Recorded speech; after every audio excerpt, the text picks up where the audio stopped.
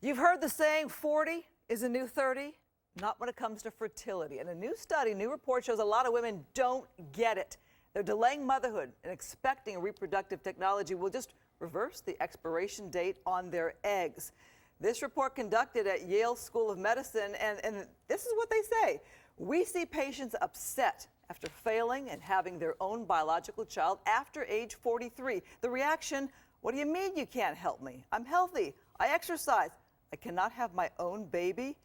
Well, check out these figures. This is from a 10-year period, basically, a 41% increase in women age 41 and over seeking in vitro fertilization for assisted reproductive technologies. I mean, that's huge. And the statement, no surprise to my next guest, fertility specialist, Dr. Mark Surrey of the Southern California Reproductive Center in Beverly Hills. You see this heartbreak all the time. We sure do. Every day. What do you want to say to women? Well, you know, I think that what you're doing tonight is very helpful, first of all, to educate people, because the common issue being is that, you know, people in our society have been trained, if you will, to think that they can sort of reverse the aging process, which, you know, in a way you can by, you know, being healthy. Well, we think we're young. Sure. Hey, I'm young, why not? I can have a baby. And we see celebrities doing it.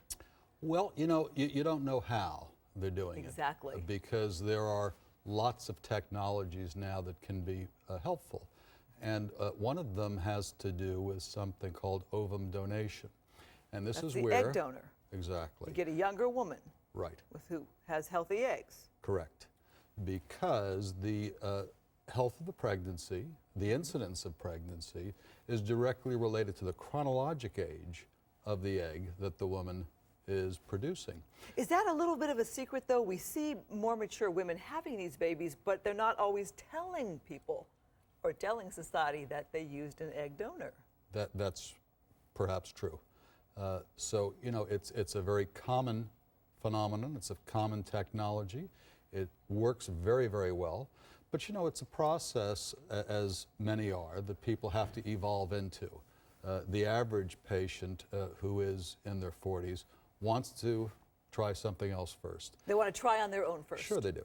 And you know, it's a process where occasionally it's successful, clearly. But if you look at statistics, there's a logarithmic decrease in fertility as we age chronologically. And this has to do with the genetic content of the embryo that's produced. Right. Because you can carry the baby with the donor egg. You just don't produce any more eggs after a certain age. Well, you know, it's not necessarily that you don't produce any eggs. It's the genetic content of the embryo that the egg produces when it's fertilized that is significantly different when a person is 44 compared to when they were 24. Okay, let me ask you about this, because even the Yale report said women should really consider freezing their eggs. You know, it's a technology now that has come of age. Now, what I mean by that is that the way in which we're able to cryopreserve ova, unfertilized eggs now, by a technology called vitrification. It's like a flash freeze, and it works much, much better than the technology that we used to use. Okay, I'm almost out of time, but I want to ask you, at what age should women consider that?